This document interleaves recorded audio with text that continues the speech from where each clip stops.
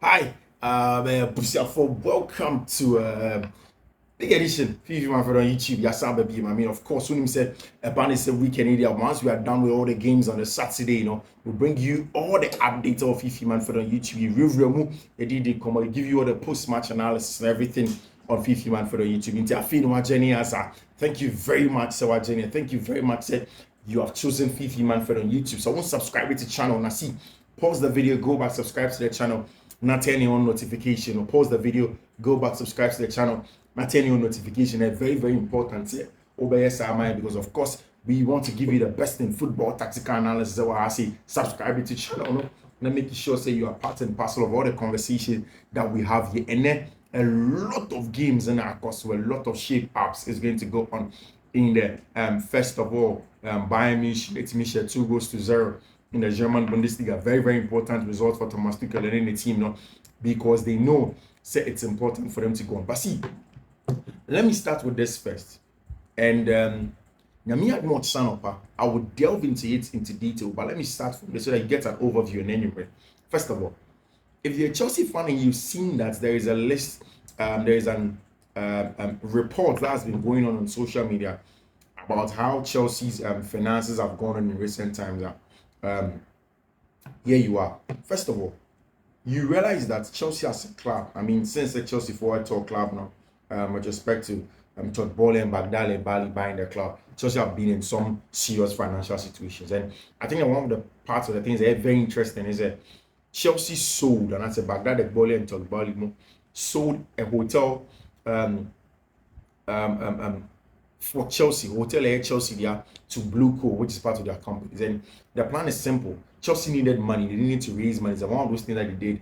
It's a related party business at Chelsea for a year to make sure that they will get money, about 76 million. Apparently, Chelsea went to get an independent value where somebody to come and check the value of the properties before they sold it, and they sold it to them. And that's how come Chelsea were able to raise about 76 million. And it's part of the plans, the various financial engineering Chelsea plays almost here to make sure they raise good money for the summer, because in the summer, one of the clubs what the negative net loss of the operating year, Chelsea are high as negative 245 million pounds. There is Everton, there is Nottingham Forest, there is Arsenal Football Club. We have the list. Also, Chelsea need to find a way to raise some good revenue in there in the summer, but there is no problem. The amount Chelsea sold Mason Mount for to Manchester United is on the books for the 2023-2024 season. I mean next season. So it means that next season, before ever starting, and Chelsea have money already there, then they are going to make sure they go ahead and sell the likes of Romelu Lukaku, sell Hakim Ziyech, sell Luis Hall, sell Nathaniel Chaloba, sell Mamando Broya.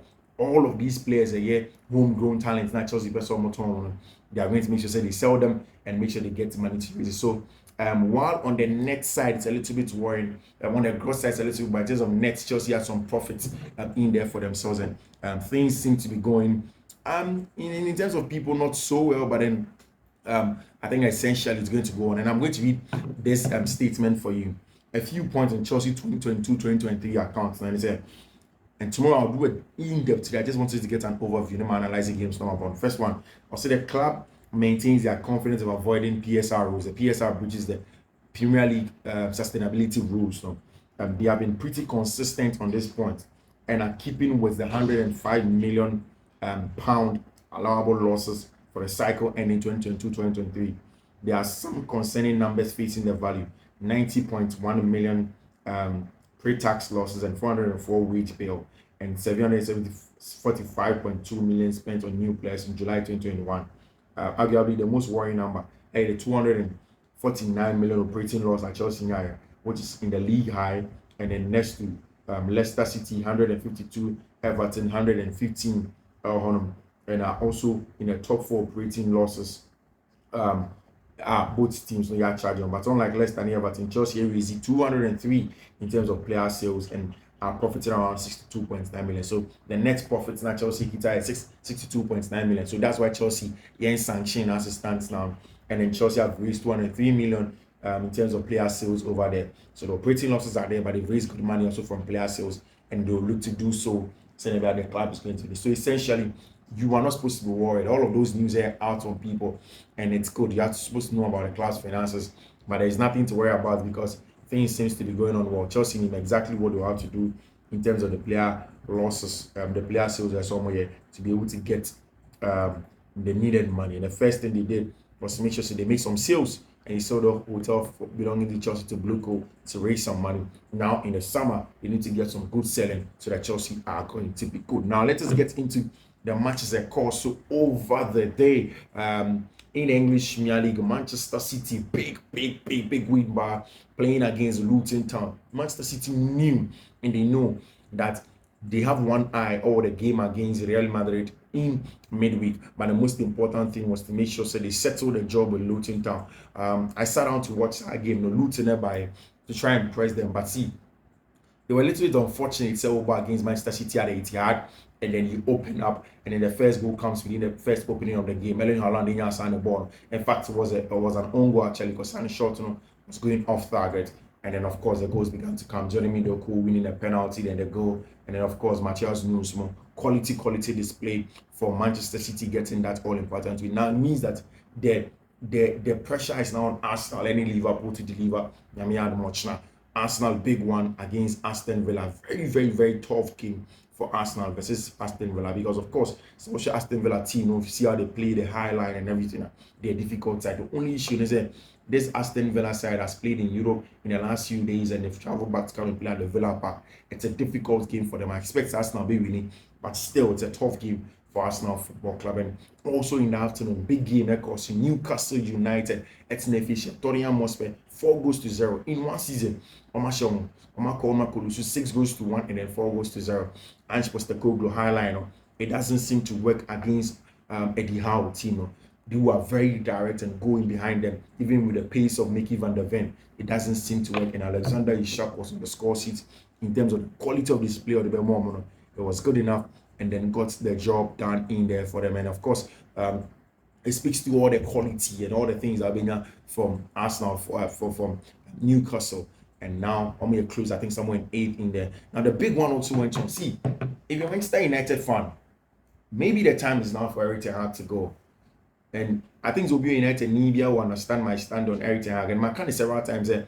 First of all, I'm a little bit torn, first of all, because United have filmed the sporting structure and they put it in place. Should they wait and give Eric Ten Hag some 1 or 2 more summers before they call it off on him?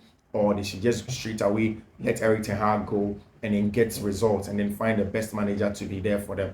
And I think it's a mind-boggling thing for every Manchester United fan who is all over the world because it's a big call. Today I was watching the game against Bournemouth and straight away I could tell that the Bournemouth team was a well-coached team. That's Eric Ten Hag Manchester United side. There were times where Onana would be in confusion with Bruno Fernandes. Both of them don't know if they should go long, they should play shots from the back because there were time in the first goal for Bournemouth, Kambuala lost his foot.